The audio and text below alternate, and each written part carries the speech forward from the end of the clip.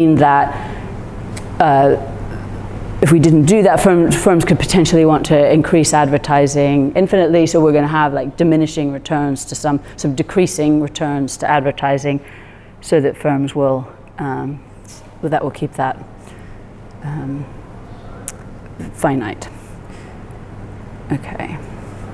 Yeah. What does it give us to be able to delegate this slot optimization problem to an advertising firm? Is it conceptually different from me as a firm doing the same optimization? Because if we had to solve the problem from the dynamic point of view, we would have you making thousands of choices, and so we would have to search over the state space. So to solve the model, we're going to have to search over the entire state space of possible strategies that you might follow. So you might so that's going to be an enormous, that's just intractable problem to solve. There's nothing conceptually, it's just like, it would take us forever to solve that problem computationally. What state space is the advertising agency solving it in? We're thinking about from the firm's point of view, so now we're taking the firm's decision to choose all of those to just the firm's making one decision, which is how much to spend. Yeah.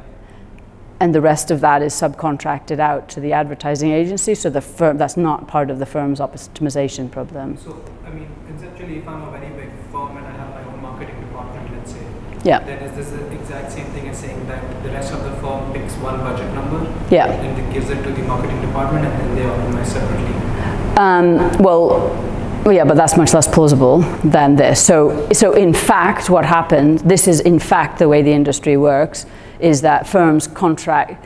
So firms don't solve this problem. It's a difficult problem for them to solve too. So in fact, what firms do is just say, here's a budget. You give me the most amount of views that you can given that budget.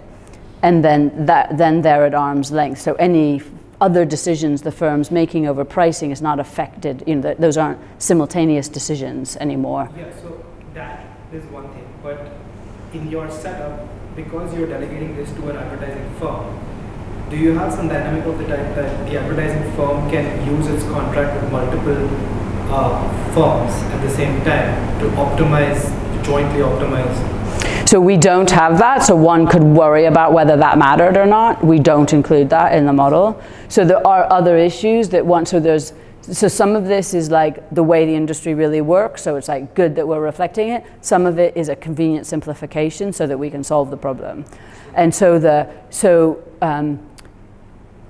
in fact, in the paper, in an appendix, we do show that Coke and Pepsi don't ever use the same advertising agency. So it's not like the advertising agency is internalizing that.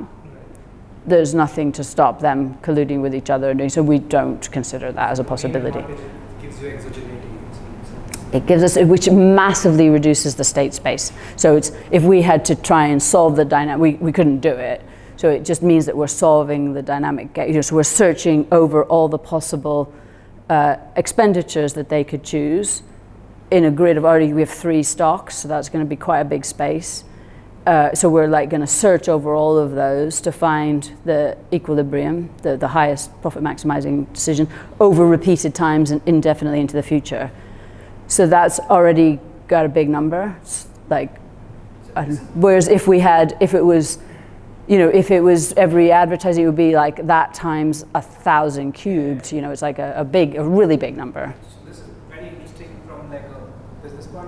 What you're saying over here is that because it's so complicated to do like all of this at once, to keep some type of internal discipline, you would outsource this to an agency instead of even doing it internally. Yeah, exactly. Which is exactly what people who write about the industry say. That's why they do it, because those agencies have like more expertise in they work with the TV companies and the way they run the ads. You know, it's not like they just go and say today, here's all the ads it's going to run for the future. They actually like decide today, and then they monitor how many views they got, and then they re-optimize the next day to get the right number of views.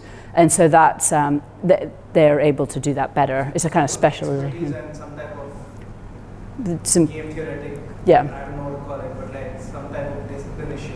Yeah. So in the paper we actually show that under some conditions it's an optimal thing to do. Yeah. but there are a whole set of interesting questions one could do just to study that industry. So again, so the key assumptions that we make that affect our, we assume that this intervention is not big enough to shift the price of adverts. So we assume that the prices, and Coke and Pepsi are pretty small players in the total advertising market, so it doesn't shift the prices. If you had a big intervention that affected more advertising, you could change the pricing structure of the advertising market. So we're holding advertising price, the price of an advert fixed. And we're holding fixed the desire, those weights on different demographics. So it could be that if you change the relative attractiveness of one type of Coke versus another, you might change the weight you want to put on some types of consumers. So we're holding that fixed too. So those are like the key assumptions that matter for what we do. This makes me wonder if there are things like advertising which firms outsource. Sure, there's For discipline reasons, not just expertise reasons. So. Yeah, there's a whole literature on that. So lots of outsources is span of control. So one of the big reasons that we've seen big increase in outsourcing, and lots of papers show that, including some I've written, show that firms who are particularly high-tech firms want to outsource things that are part of their core business so that they have the capacity to focus on the things that are most important to them. So you get both expertise in doing some, cleaning or something like that, but also you just don't want to have to worry about it because you have a set of things that you're really good at worrying about and you don't want to do. So a lot of the outsourcing literature is exactly about that span of control kind of argument. So this is a little bit similar to that. I see. Yeah. Like a canonical reference which quantifies how much the value is to just not having to worry about it part rather than not having the expertise part. We certainly don't do that here. I don't know if other people do that. I've never seen that. If you look at the span of control literature, there might be span of control. Yeah, so it's like how you want your span of control to be in your area of expertise. If you try and do too much, you're not so good at it, and so you become less productive because you're trying to do things that you're not good at. But to me, that sounds like an expertise issue. That doesn't sound like a discipline issue. You're dealing with simultaneity as well. Yeah. And that's distinct from expertise. And that's a new idea. I just not a new idea. I don't know. That's a good question. I don't know. Yeah. Okay. Good. It's a good question. Yeah. I should think about that. Okay, so we specify the way that advertising enters utility. Like before, it's really important that it's rich enough to capture the heterogeneity across consumers, but also the variation, the potential correlation between price and advertising. So in that simple monopoly example, I showed you that what really is going to matter is if you put the price and you shift people up the demand curve to a place where they're more sensitive to advertising or less sensitive, that's going to be a big effect. And so we want to be able to capture that in the demand model.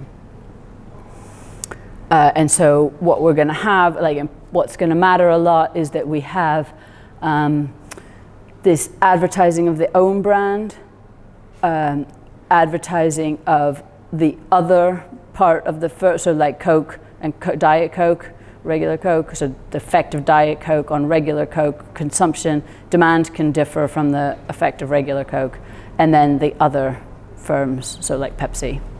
And so all of those are going to enter separately and have random coefficients on them that are going to vary by individual but also by demographics. And then people also care about sugar and size. And then a bunch of controls, which are going to be these like demographic controls that I was talking about before that firms target. Okay, so I said most of that.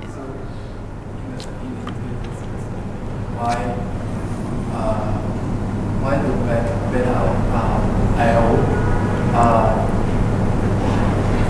Why beta O varies between Why do we restrict the spillovers to just vary by demographics and not by individuals? Just from an empirical point of view, we have trouble identifying the full random coefficient on the spillover. Yeah, but that's very eagle-eyed there that you spot some restriction. So that's just purely, so we've estimated different models where we have different variants, and so partly we can't completely, the identification of not all of those parameters is not tight enough to really separately identify those. Where do you get the sine inverse? So that's just a way of giving diminishing returns. Oh, I see. So we could, in the last paper, we did it with a quadratic, and that's just a slightly more attractive way of getting diminishing returns. Yeah, that's again, it's quite common in the literature, but it's just an easier way then. Okay. So the accumulation of stock is like it was before. So the depreciation parameter here is a little higher. We've tested different. It doesn't make that much difference. This is what's selected from a grid search, but it's not a super important parameter. Okay, so I've said most of that. We control for all this. So the same identification strategy is that we've got people watch two shows that have very similar demographics watching them, and there's variation in when Coke and Pepsi advertise on both of them, and it's sort of random that people happen to watch one versus another. And so by comparing those two, we can isolate some independent variation that allows us to identify the effects of advertising. And so we can look at a whole bunch of pairs of shows. So we assume those random coefficients on price, own advertising, brand, and the sugary outside option, and we allow for correlation of preferences between price and advertising, which is quite important because what I talked about, that main effect is going to come between how advertising responsiveness changes as price changes. Okay, so we estimate that demand model, and so we get some price elasticities and advertising elasticities that, one of the things you always want to do is just look at them and see if they look nice. So these look nice, the own price elasticities are of the magnitude you'd expect, and we see these cross price elasticities that vary in very sensible ways. If the price of Coke goes up, people are more likely to go to other Coke products, so there's quite a strong taste for brand. But then you see more substitution to the diet variety than regular Pepsi, etc. And what we see with advertising is that the spillovers are positive within the firm. So if Diet Pepsi advertises, that increases, if Diet Coke advertises, that increases the probability of purchasing Coke. But across firms, there's negative spillovers. So if Pepsi advertises more, that leads to a reduction in Coke's demand. So it was important that we allowed for those different coefficients. So this picture is one way, it's not the greatest way, but of illustrating the importance of allowing the correlation between price and advertising. So this shows that there's a correlation, that as Coke price increases, the own price elasticity of Coke falls. So it's going to differ for different types of advertising and types of prices, but the point is there's an important correlation between them, and that's going to kind of drive quite a lot of the results we get.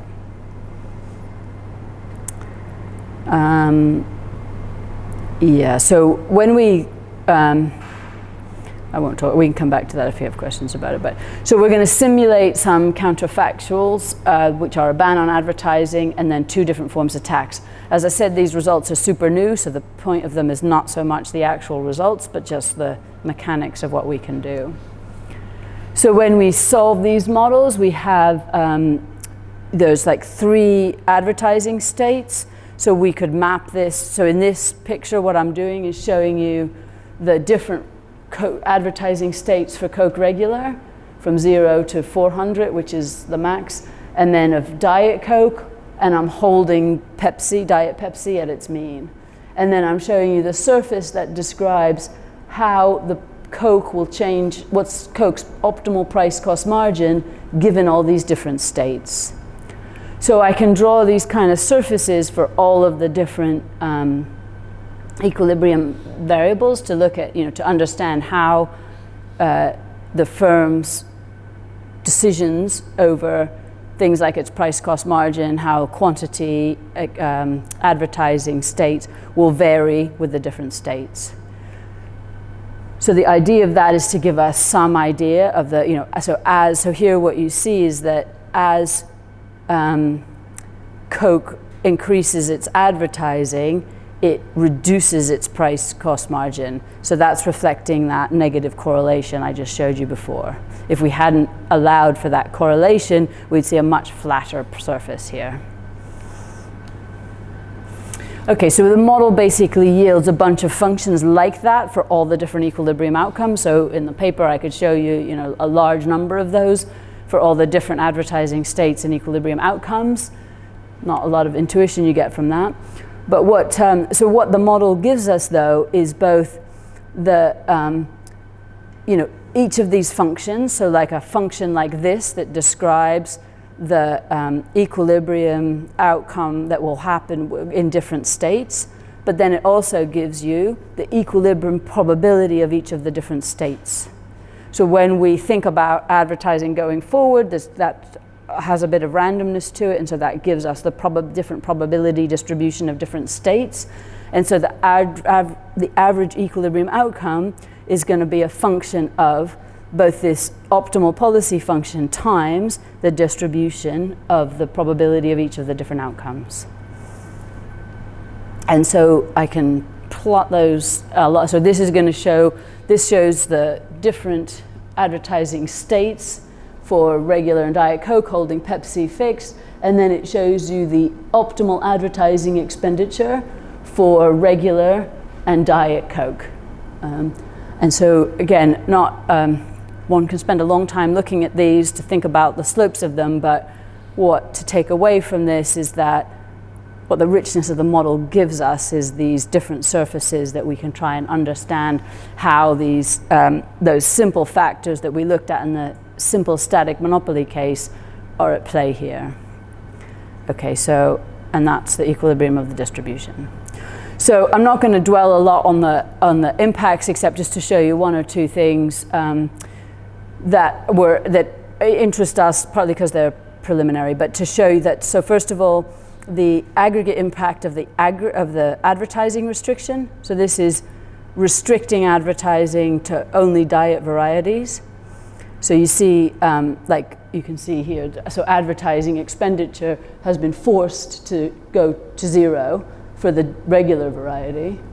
And so those factors that we talked about in the beginning mean that leads to an increase in Coke Regular's price, but a decrease in diet.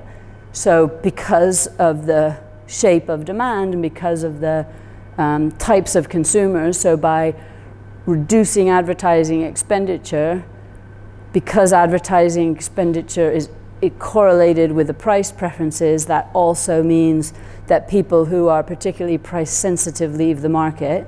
And so Coke wants to increase its prices because now the marginal consumer is less price sensitive, and so it increases its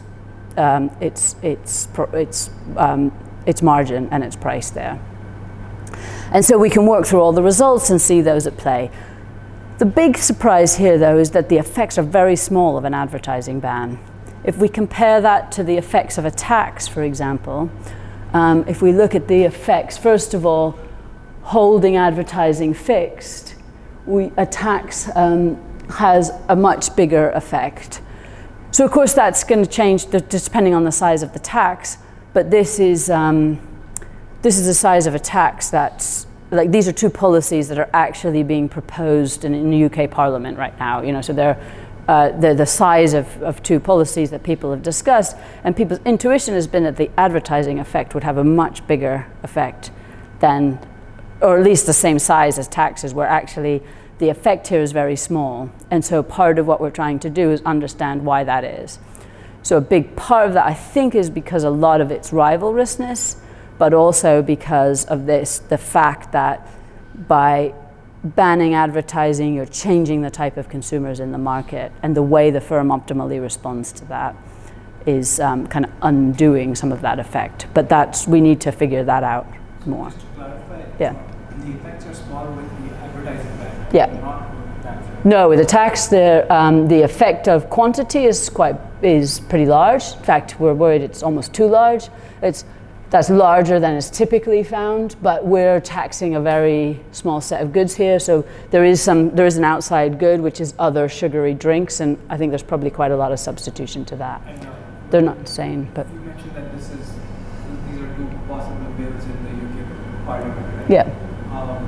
What do the two tax numbers look like approximately? The tax is this tax is very much like the soda tax that we actually have in the UK. So it's like the soda taxes around the world are pretty similar. They're like increased price by, well, what is it, increased price by 11%. I see. And right now you don't have a tax? No, so we do now. We don't in this data.